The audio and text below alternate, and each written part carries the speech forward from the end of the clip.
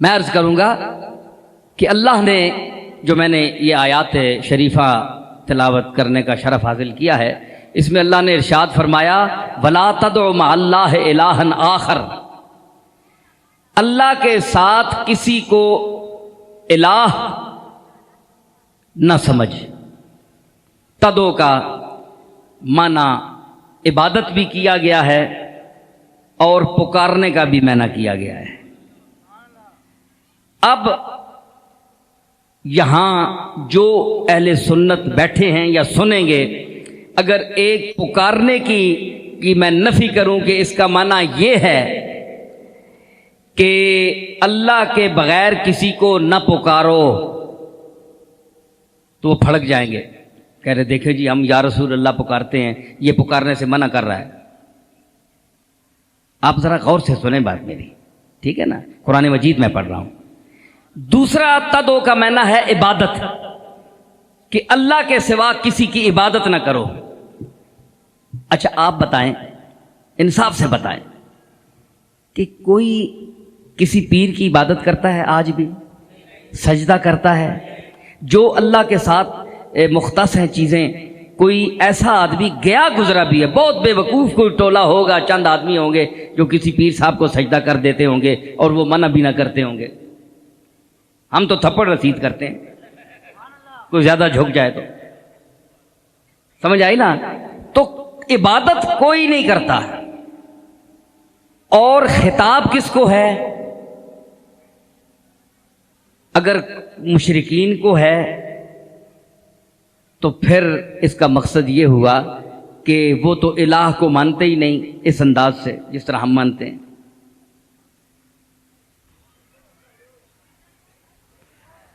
تو اگر اس طرح نہیں مانتے تو پھر ان کو خطاب کا مقصد کیا ہے؟ مطلق مخاطب کون ہے؟ تو مسلمان بھی ہو سکتا ہے اور جو مسلمان نہیں ہے اس کو تعلیم دینے کی حیثیت سے، چاہے وہ کسی ملت و مذہب سے تعلق رکھتا ہو، اگر وہ دور کھڑے ہو کر دیکھ رہا ہو ہندو ہے اور وہ دیکھ رہا ہے قرآن کو، تو قرآن اسے یہ کہہ رہا ہے وَلَا تَدْعُ مَعَ اللَّهِ إِلَٰهًا آخر۔ تو اگرچہ ہندو ہے لیکن اگر میری طرف آنا چاہتا ہے تو اللہ کے سوا کسی کی عبادت نہ کر، کیونکہ وہ جھکتا ہے، بت کے آگے سجدہ دیتا ہے، اس لیے وہاں تدو کا معنی ہوگا عبادت کرنا۔ اور جہاں پکارنے کا معنی ہو تو پکارنا کیا ہے؟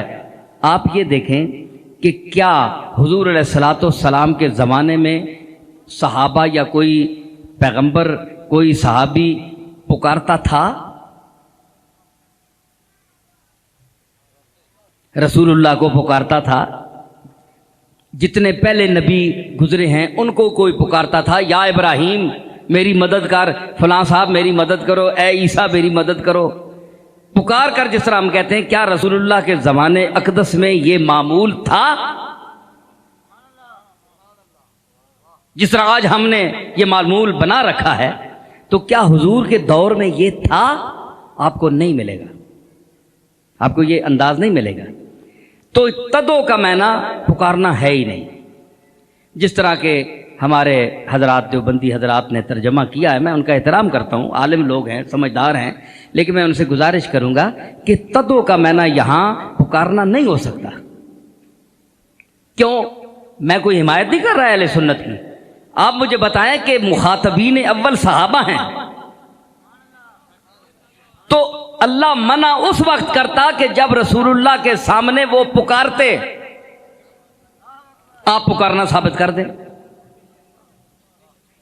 آپ پکارنا ثابت کر دیں کہ صحابہ پکارتے تھے، تو اللہ نے اسے منع کیا وَلَا تَدْعُ مَعَ اللَّهِ إِلَٰهًا آخر، اور صحابیوں اللہ کے سوا کسی کو نہ پکارا کرو۔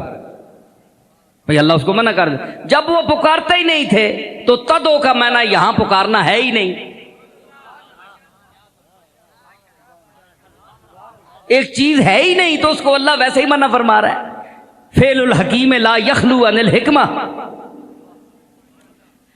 تو عبادت جو ہے وہ بھی نہیں کرتے تھے، اللہ کے سوا عبادت نہیں کرتے تھے۔ تو مقصد یہ ہے کہ پھر مخاطب کون ہوئے اور کہا کیا جا رہا ہے، تدو کا معنی کیا ہے؟ عجیب مسئلہ ہے. تو مطلب یہ ہے کہ اس کا مختصر معنی یہ نکلا کہ اے انسان، یہ فرقوں سے اوپر ہو کر بات ہے. اللہ نے کسی فرقے کو مخاطب نہیں کیا. اللہ فرما رہا ہے کہ وَلَا تَدْعُ مَعَ اللَّهِ إِلَٰهًا آخر، مستقل طور پر جس طرح تجھ پر لازم ہے کہ اللہ تعالیٰ کو مختار، نافع، زار، مالک، قادر، حاکم سب کچھ تسلیم کرتا ہے، اسی طرح تو کسی کو، بندے کو مستقل ایسا سمجھے. اگر ایسا سمجھے گا تو دائرہ اسلام سے خارج ہو جائے گا. مستقل نافع و زار مالک صرف وہ ہے، لا شریک لہ لا الہ الا ہو. آگے اس کی تشریح فرما دی. ولا تدعوا مع اللہ الہا آخر، کوئی الہ یاد رکھیں جب مطلق آئے تو اس کا معنی بت میں آتا ہے، اور جب مضاف مضاف الیہ ہو، منصوب ہو، موصوف ہو، تو پھر کسی کے ساتھ نسبت آ جائے تو اس سے مراد اللہ ہوتی ہے. جیسے یا الہ العالمین، اے عالمین کے الہ، تو عالمین کے الہ بت نہیں ہو سکتے، تو اس الہ سے مراد اللہ ہوگا. تو جس طرح حافظ نے کہا کہ دائم بزیر سایہ لطف الہ باش، کہ تو میرے بادشاہ جو ہے طریقت کا، اس کے ساتھ تعلق رکھ تو دائم بزیر سایہ لطف الہ باش، اللہ کے لطف کے سائے کے نیچے ہمیشہ رہ. تو بت جو ہاتھ سے بنائے جاتے ہیں ان کے لطف کا سایہ نہیں ہوتا، یہ مہربانی نہیں کر سکتے. اللہ ہی لطیف الخبیر ہے، وہی لطف کر سکتا ہے، اس لیے اس الہ سے مراد بھی اللہ ہے. تو جب مطلق الہ آئے، دیکھیں نا اس کی دلیل کیا ہے. لا الہ، میں نے جو دلیل دی کہ مطلق آئے صفت ساتھ نہ ہو، کون سا الہ؟ عالمین کا الہ، لوگوں کو پالنے والا الہ، مارنے والا الہ، رزق دینے والا الہ، کوئی صفت ساتھ نہ ہو، صرف الہ آئے تو اس سے مراد معبودان باطل ہوتے ہیں. جس طرح آپ کلمہ طیبہ میں آپ پڑھتے ہیں لا الہ، لا الہ، کوئی الہ نہیں ہے ہی نہیں بھائی. تو نفی اللہ کس کی کر رہا ہے؟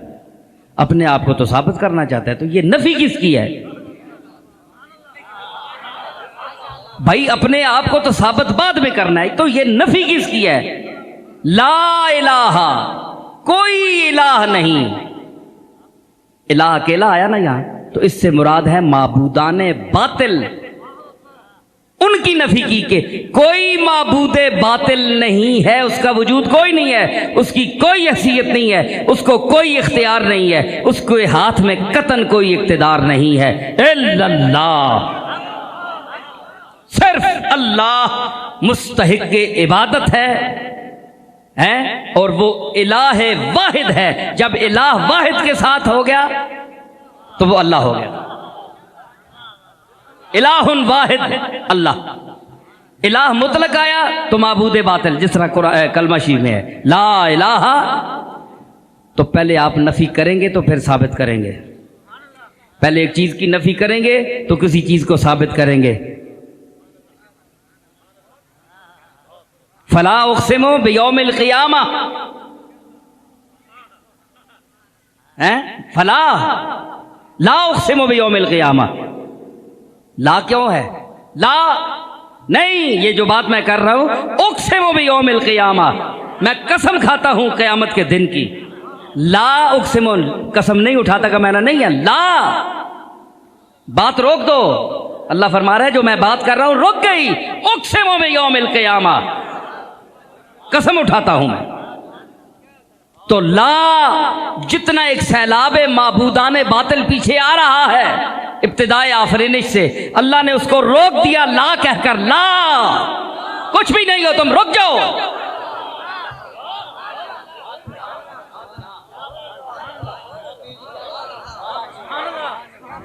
آدم علیہ السلام اور جب سے انسان ہیں، جن جن چیزوں کی پرستش کر رہے ہیں، ذہنی طور پر، جسمانی طور پر، عقلی طور پر، نگاہ کی حیثیت سے، جس حیثیت سے بھی کسی کو معبود سمجھ رہے ہیں کہ مجھے یہ چیز نفع دیتی ہے، مجھے یہ آدمی نفع دیتا ہے، میں تو یہاں سے مانگوں گا، میں یہاں سے مانگوں گا، مجھے تو یہ دے گا، مجھے تو فلاں صاحب دیں گے. فرمایا لا، کچھ بھی نہیں ہے یہ. لا الہ، یہ جو بت تو نے اپنے ذہن میں پار رکھے ہیں یہ کچھ بھی نہیں ہے، الا اللہ، صرف میں ہوں.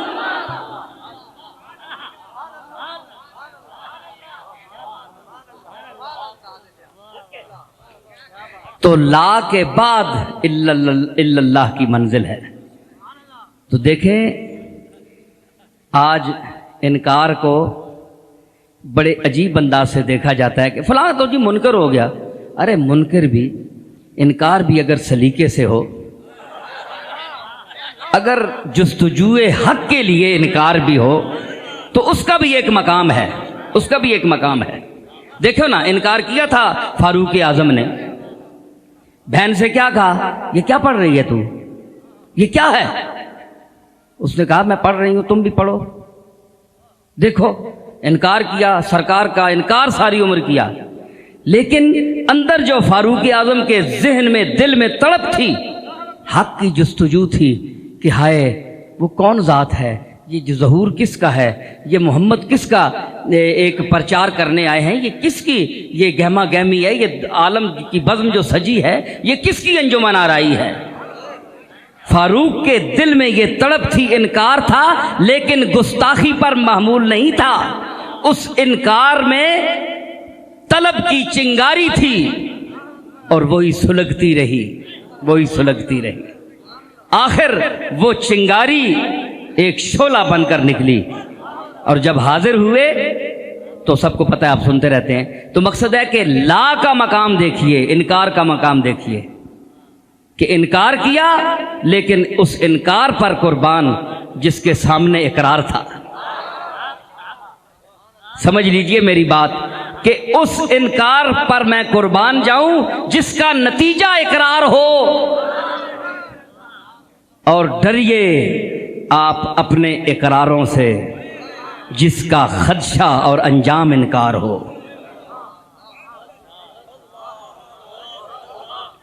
میں آپ بڑے مسلمان بنے بیٹھے ہیں، بڑی بڑی چیزوں کا اقرار کر رہے ہیں، لیکن ڈریے اس وقت سے. حضرت پیران پیر غوث پاک نے فرمایا تھا کہ انجام پر نتائج ہوتے ہیں، نتیجہ انجام پر ہوتا ہے کہ اس کا انجام کیسے ہوا. حدیث میں بھی آتا ہے ساری عمر نیکی کرتا ہے، آخر ایک کام ہوتا ہے جہنم میں چلا جاتا ہے. ساری عمر گناہ کرتا ہے، بدکار ہوتا ہے، ایسا کام ہوتا ہے سیدھا جنت میں چلا جاتا ہے. تو انجام سے ڈریے. ہمارے اقرار پہ آپ، اپنے اقراروں پر آپ فخر نہ کیجئے، نہ کوئی پیر صاحب، نہ کوئی علامہ صاحب، نہ کوئی لیڈر صاحب. ڈریں اس وقت سے کہ کوئی لغزش ہو جائے اور نتیجہ انکار ہو جائے تو پھر ساری عمر کے اس اقرار کا کیا فائدہ. اور پھر اچھے رہے نا فاروق اعظم کہ ساری عمر انکار کرتے رہے لیکن اس کا نتیجہ اقرار نکلا، اور اقرار چہرہ مصطفیٰ نکلا.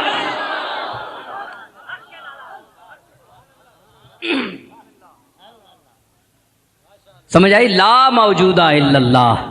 کوئی فرمایا لا اقسم، لا روک دیا، نہیں ٹھہر جاؤ بھائی، کوئی الہ نہیں ہے، میں ہوں الا اللہ. پھر لا الہ الا ہو. دیکھیں وہی لا الہ پھر آ گیا، کوئی الہ نہیں الا ہو، صرف وہ الہ برحق ہے. کل شیء ہالک الا وجہہ.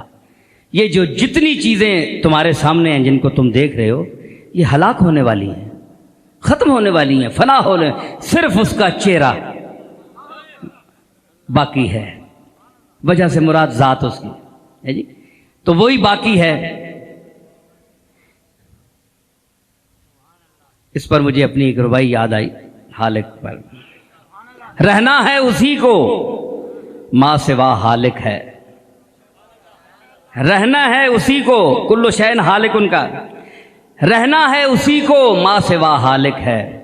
یہ راز آیا ہے اس پہ جو سالک ہے، یہ راز آیا ہے اس پہ جو سالک ہے. آغاز تھا میرے بس میں سو میں نے کیا، آغاز تھا میرے بس میں سو میں نے کیا، انجام کا غم نہیں خدا مالک ہے۔